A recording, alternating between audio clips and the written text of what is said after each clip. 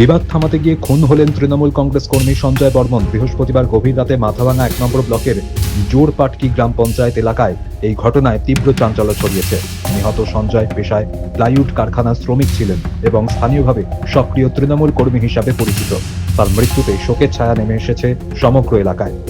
স্থানীয় সূত্রে জানা গিয়েছে, বৃহস্পতিবার রাতে মনসা পূজার প্রসাদ খেতে এক প্রতিবেশীর বাড়িতে গিয়েছিলেন সঞ্জয় বর্মন। রাত 11:30 নাগাদ প্রসাদ খেয়ে বাড়ি ফেরার পথে তিনি লক্ষ্য করেন এলাকার দুই বাসিন্দা অজয় বর্মন ও মান্টু বর্মন নিজেদের মধ্যে বচসায় জড়িয়ে পড়েছেন। সঞ্জয় দুই পক্ষকে শান্ত করতে গেলে আকস্মিকভাবে তারা লোহার শাবল দিয়ে তার ওপর ঝাঁপিয়ে পড়ে। প্রথমে মাথায় সজোরে আঘাত করে, ধারাবাহিকভাবে তাকে এলোপাথারিভাবে মারধর করতে থাকে।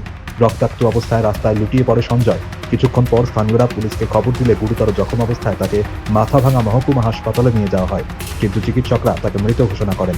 ঘটনার পর থেকে এলাকায় ব্যাপক উত্তেজনা ছড়ায়। স্থানীয়দের অভিযোগ, সামান্য বচসায় মধ্যস্থতা করতে গিয়ে প্রাণ দিতে হলো এক নিরাপরাধ তৃণমূল কর্মীকে।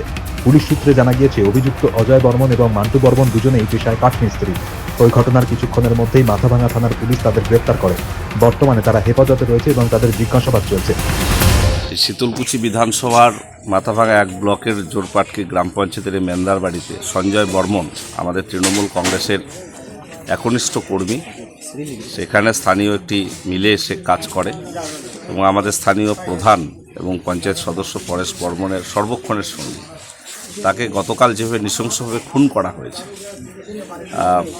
এটাতে আমরা সকলে ভীষণভাবে উদ্বিগ্ন এবং যারা খুন করেছে প্রাথমিকভাবে তাদেরকে পুলিশ ধরতে সক্ষম হয়েছে, কিন্তু এর পেছনে মোটিভ কি পুলিশ এটা তদন্ত করে স্পষ্ট করুক। আমরাও পরিবারের সঙ্গে কথা বললাম, পরিবারের পাশে আমরা দলীয়ভাবে নিশ্চিতভাবে থাকব।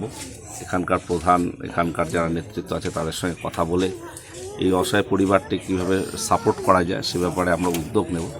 কিন্তু এই খুনের পেছনের মোটিভ কি সেটা খুব স্পষ্ট করা প্রয়োজন, কারণ গ্রামবাসী বা এলাকার মানুষ, পরিবারের মানুষ যেটা বলল যে শুধুমাত্র বচসাকে সামনে রেখে খুন এটা নাও হতে পারে, অন্য কোনো পরিকল্পনা হতে পারে। যে ছেলেটি কে পুলিশ ধরেছে একজনকে, তার যে প্রিভিয়াস রেকর্ড শোনা যাচ্ছে সে এ ধরনের খুন খারাপই না করলেও জখম, মারধর, বাড়ির লোকজনকেও মারধর তার ইনসিডেন্ট রয়েছে, বা সে এ ধরনের কর্মকাণ্ডের সঙ্গে যুক্ত থাকার একটা তার প্রবণতা রয়েছে। কেন তার এই প্রবণতা বা কোনো পরিকল্পনা করে খুন করা হলো কিনা এটা পুলিশ তদন্ত করে স্পষ্ট করুক, আমরাও চাই। আমি পুলিশের উচ্চ আধিকারিকদের সঙ্গে ইতিমধ্যে কথা বলেছি। আজকে পরিবারটির সঙ্গে দেখা করলাম। সঞ্জয়ের স্ত্রী, তার 2 মেয়ে, তার মা, তার পরিবারের অন্যান্য সদস্যরা, তারা সকলে শোকার্ত ভীষণভাবে, তারা উদ্বিগ্ন, আতঙ্কেও রয়েছে। তো স্বাভাবিকভাবে আমরা পরিবারটির পাশে রয়েছি। নিহতের পরিবার ভেঙে পড়েছে ঘটনায়। নিহত তৃণমূল কর্মীর ভাই মিঠু বর্মন সাংবাদিকদের বলেন, আমার ভাই কোনো দোষ করেনি, শুধু ঝগড়া থামাতে গিয়েই প্রাণ হারাতে হলো। আমি দোষীদের ফাঁসি চাই। জোরপাটকি গ্রাম পঞ্চায়েতের প্রধান পরেশচন্দ্র বর্মন এই ঘটনায় অত্যন্ত নিন্দনীয় বলে মন্তব্য করেন। তিনি জানান, এই হত্যাকারীদের কঠোরতম ও সর্বোচ্চ শাস্তি প্রাপ্য। এই ঘটনার পর আজ দুপুরে সাংবাদিক বৈঠকে কোচবিহার জেলার পুলিশ সুপার তিনি জানান, প্রথমে খবর পাওয়া যায় এটি একটি পথ দুর্ঘটনা, কিন্তু সিসি ক্যামেরার ফুটেজ খতিয়ে দেখে নিশ্চিত হওয়া যায় এটি খুনের ঘটনা। পুলিশ সুপার আরও বলেন, প্রাথমিকভাবে জানা গিয়েছে একটি বচসার সময় অজয় বর্মন শাবল দিয়ে সঞ্জয় বর্মনের মাথায় আঘাত করে। পরে অভিযুক্ত দুজনকে গ্রেফতার করা হয়েছে।